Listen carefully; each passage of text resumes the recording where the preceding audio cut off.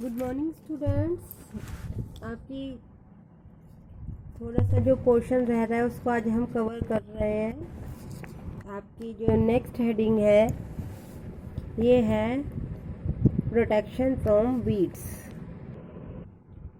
देखिए, जब हम इस टॉपिक को पढ़ते हैं तो सबसे पहले हमें पता होना चाहिए वीड्स क्या है। ठीक है, आपने देखा होगा जब कोई भी फसल हम लगाते हैं तो बीच में कुछ इनडिज़ायरेबल प्लांट्स उगाते हैं। अनडिज़ायरेबल प्लांट से मतलब क्या है कि कुछ ऐसे प्लांट्स होते हैं जो अपने आप ही उगाते हैं, जिनकी हमें कोई आवश्यकता नहीं होती। तो ऐसे अनडिज़ायरेबल प्लांट्स ही आपके क्या कहलाते हैं? वीड्स। आया समझ आपको कि in a field many other undesirable plants may grow naturally, अपने आप ही ये नेचुरली अपने आप उगाते हैं undesirable plants along with the crop के साथ ही, और इन्हीं अनडिज़ायरेबल प्लांट्स को ही हम क्या कहते हैं? वीड्स। ठीक है, the removal of weeds is called weeding, और इन वीड्स को हटाना, रिमूव करना ही क्या कहलाता है? वीडिंग कहलाता है। वीडिंग इज नेसेसरी, वीडिंग जरूरी है। क्यों? क्योंकि जो वीड्स हैं जब आपके जो फील्ड है वो उसमें उगाएंगे तो क्या है, वो क्रॉप प्लांट्स के साथ साथ जो भी वाटर है या जो भी न्यूट्रिएंट्स है सॉइल में या स्पेस कवर करेंगे, सब लेने लगते हैं। जो एक क्रॉप को जिनकी ज़रूरत होती है वो उन चीज़ों को ये लेने लगते हैं, जिससे क्या होगा? सीधा सीधा इफेक्ट किस पर पड़ेगा? क्रॉप पर। जो न्यूट्रिएंट पावर है, जो न्यूट्रिशन है वो कम होना शुरू हो जाएगा, और जो आपका क्या है, स्पेस है, वो कवर अप होने लगेगा उन्हीं से ही। ठीक है, तो हमें जिन चीज़ों की आवश्यकता नहीं है या जिन पौधों की हमें आवश्यकता नहीं है उनको हमें क्या करते हैं, उन वीड्स को हम जो वीडिंग प्रोसेस के थ्रू हटा देते हैं। Farmers adopt many ways to remove, और इसके लिए जो फार्मर्स हैं बहुत सारे टेक्निक्स या वेज यूज़ करते हैं उनकी ग्रोथ को कंट्रोल करने के लिए। Tilling before sowing of crops help in uprooting and killing of weeds। इसमें टिलिंग की जाती है, किसी भी क्रॉप को सो करने से पहले वीड्स को हटा दिया जाता है, विच में then dry up and get mix with the soil. जब वो ड्राई हो जाते हैं, उनको हटाने के बाद ड्राई हो जाते हैं तो उनको सॉइल में मिला दिया जाता है। The best time for the removal of weeds is before they produce flower and seeds. और एक चीज़ इन्होंने और बताई है कि वीड्स को तब मतलब कोई भी फल या फूल आने से पहले ही रिमूव कर देना चाहिए। द मैनुअल रिमूवल इंक्लूड्स, कुछ मैनुअली भी मैनुअली भी रिमूव करते हैं, कुछ फिजिकल रिमूवल भी हैं। ठीक है, this is done with the help of a खुरपी। जैसा आपने देखा भी होगा कि खुरपी का यूज़ करते हैं हम किसी भी वीड्स को हटाने के लिए। सीड ड्रिल्स है is also use to approve weeds, seed drill का यूज़ किया जाता है। आगे देखिए, weeds are also controlled by using, कुछ केमिकल्स भी हम यूज़ करते हैं वीड्स को कंट्रोल करने के लिए, और इन केमिकल्स को हम बोलते हैं वीडीसाइड्स। क्या बोलते हैं? वीडीसाइड्स। और इसका एग्जांपल है आपका 2,4-D। दीज आर, इसको स्प्रे किया जाता है फील्ड्स में वीड्स को किल करने के लिए। They do not damage the crop, और इसकी विशेषता क्या है कि ये क्रॉप को हानि नहीं पहुंचाएगी, केवल वीड्स को हानि पहुंचाती है। The weedicides are diluted with water, पानी में मिला लिया जाता है टू एक्सटेंट रिक्वायर्ड एंड, और फिर उस पर जितनी हमें आवश्यकता है उतना मिलाकर उसको स्प्रे कर दिया जाता है फील्ड में स्प्रेयर की सहायता से। आपको एक डायग्राम दिखा रखा है आपकी बुक में, ये देखिए, ये वीडीसाइड स्प्रे कर रहा है। ठीक है, आगे देखिए ज़रा। As already mentioned, the weedicides are sprayed during the vegetative growth of weeds before flowering and seed मतलब फ्लावर और सीड्स के आने से पहले ही आपको क्या है, वीडीसाइड्स को स्प्रे करना चाहिए। स्प्रेइंग ऑफ वीडीसाइड्स में effect the health of farmers, so they should use this chemical very carefully. एक चीज़ इन्होंने और आपको बताई है कि जब वीडीसाइड का स्प्रे किया जाता है तो जो फार्मर स्प्रे करता है उसकी हेल्थ पे इफेक्ट डालते हैं।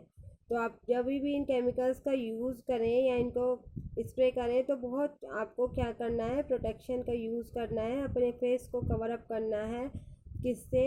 किसी भी कपड़े से, और तब आपको ये केमिकल स्प्रे करना है। नेक्स्ट है आपका टॉपिक हार्वेस्टिंग। हार्वेस्टिंग का मीन्स क्या है? आपकी फसल पककर तैयार हो गई है, तो ये सबसे इम्पोर्टेंट आपका टास्क है। Harvesting of a crop is an important task, क्योंकि अब आपको क्या करना है, फसल को कट करना है, कटिंग करना है। ठीक है, the cutting of crop after it's mature is called harvesting.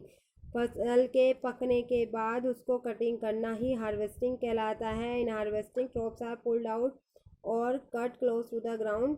It usually take 3 or 4 months for a cereal crop to mature. आपको पता है 3 या 4 मंथ लगते हैं किसी भी सीरियल क्रॉप को मैच्योर होने में। और harvesting in our country is either done manually by sickle, और हम सभी जानते हैं जो हार्वेस्टिंग की जाती है, जो कटिंग की जाती है फसल की, वो मैनुअली ही की जाती है हमारे यहाँ। ये आपको एक औजार दिखा रखा है सिकल का यूज़ करके। ठीक है, या आजकल और भी क्या है, मशीन यूज की जा रही है जिसे हम हार्वेस्टर कहते हैं। In the harvesting crop the grain seeds need to be separated. जब फसल पक गई है तो उसके जो बीज हैं उनको हमें अलग करना है फ्रॉम द शाफ्ट। जो आपका क्या है, आपको ये देखिए यहाँ पर ये क्या दिखा रखा है, हार्वेस्टिंग का प्रोसेस दिखा रखा है। और जब हम बीज अलग करते हैं साफ से, तो वो जो प्रोसेस है इसको हम बोलते हैं थ्रेशिंग। आपने खेतों में देखा भी होगा। ठीक है, इसमें एक मशीन का यूज़ किया जाता है, ये जो आपको दिखा रखी है कंबाइन मशीन है, which is in fact a harvester as well as a thresher. ये कंबाइन जो मशीन है 2 तरह से काम करती है, हार्वेस्टर का भी काम करती है और थ्रेशर का भी काम करती है। मीन्स ये शेफ्स जो आपका शाफ है उससे बीज को अलग करने का भी काम करती है, काटने के साथ साथ। ठीक है, farmers with small holding of land do the separation of grain and chaff by winnowing. लेकिन इन्होंने एक चीज़ और कही है कि आपके जो फार्मर्स हैं जिनके पास स्मॉल होल्डिंग ऑफ लैंड है, वो क्या करते हैं, ग्रेन को शाफ से अलग करने के लिए विनोइंग का प्रोसेस करते हैं। ये आपको दिखा रखा है विनोइंग मशीन। जब आपकी फसल पककर तैयार हो गई है, आपने उसको अलग कर लिया है, बीज आपके अलग हो गए हैं, अब आपको क्या करना है, उसको स्टोर करना है। और ये प्रोसेस आपका क्या कहलाता है, स्टोरेज। क्या कहलाता है, storage. Storage of produce is an important task. ये भी आपका इम्पोर्टेंट टास्क है, क्योंकि if the harvested grain are to be kept for longer time they should be safe from moisture. आपको लंबे समय तक यदि अपनी फसल को रखना है, हार्वेस्टिंग ग्रेन्स को रखना है, तो आपको उनसे किससे बचाना है, नमी से, मॉइस्चर से बचाना है, इंसेक्ट से बचाना है, चूहों से बचाना है, और छोटे छोटे जो माइक्रो ऑर्गेनिज्म होते हैं इनसे आपको उसको बचाना है। तो हार्वेस्टिंग ग्रेन्स को आपको, क्योंकि जो हार्वेस्टिंग ग्रेन्स है हैव मोर मॉइस्चर, उनमें नमी होती है। If freshly harvested grains are stored without drying तो दे में गेट स्पॉइल और अटैक्ड बाय ऑर्गेनिज्म। यदि आपने ऐसे ही वो क्या कर दिए हैं, स्टोर कर लिए हैं उन्हें बिना ड्राई किए, तो वो क्या होंगे, स्पॉइल हो जाएंगे, या फिर कोई माइक्रो ऑर्गेनिज्म उनमें जम कर जाएगा। ठीक है, जो क्या करेंगे, उसको अनफिट बना देंगे। हैज़ बिफोर स्टोरिंग देम, इसलिए उनको पहले स्टोर करने से पहले ग्रेन्स को प्रॉपरली ड्राई किया जाना चाहिए सन के हीट से, और उनका जो मॉइस्चर है उसको कम कर लेना चाहिए। This prevent the attack by insect pests, इससे बचाता है ये किसे, पीस से, बैक्टीरिया से और फंगस से। जो हमारे किसान हैं वो जूट बैग का यूज़ करते हैं, कोई मेटेलिक बीन्स का यूज़ करते हैं, और जो लार्ज स्केल पर किया जाता है इनको आपके इसमें आपके स्टोरेज के लिए इन्होंने कुछ टैंक भी दिखाए हुए हैं। ये देखिए टैंक आपका, इसको बोलते हैं आपका सिलॉस, और ये storage of grain in Ghani bags in granaries. आपकी ग्रेनरीज में इनको स्टोर किया हुआ है। ठीक है, तो ये ग्रेनरीज वगैरह में इनको स्टोर कर लेते हैं सूखे हुए बीजों को। और फिर क्या करते हैं, ड्राइड नीम लीव्स, नीम की पत्तियाँ यूज़ की जाती हैं घरों में। अगर हम भर रहे हैं अनाज तो नीम की पत्तियाँ डाल देते हैं। For storing large quantity of grain in big, बड़े बड़े गोडाउन का यूज़ किया जाता है। स्पेसिफिक केमिकल्स ट्रीटमेंट के बाद उनको प्रोटेक्ट किया जाता है, किससे, पेस्ट और माइक्रो ऑर्गेनिज्म से। ठीक है, इसके बाद देखिए नेक्स्ट है, तो हमने क्या देखा, सबसे पहले जब हम क्या करते हैं, किसी भी क्रॉप प्रोडक्शन अगर हमें करनी है तो सबसे पहले हम सिलेक्शन करते हैं अच्छे बीजों का, फिर उसको सॉइंग करते हैं। सिमिलरली एनिमल्स, अगर हमें एनिमल फूड चाहिए तो हम एनिमल को पालते हैं अपने घरों में या अपने फार्म में, उन्हें प्रॉपर फूड देते हैं, शेल्टर देते हैं, उनकी केयर करते हैं। And this is done on a large scale. और जब हम इस तरह से करते हैं किसी एनिमल को अपने यूज़ के लिए, उनको हम क्या करते हैं, उनको पाल रहे हैं, उनको प्रॉपर फूड दे रहे हैं, शेल्टर दे रहे हैं, उनकी केयर कर रहे हैं।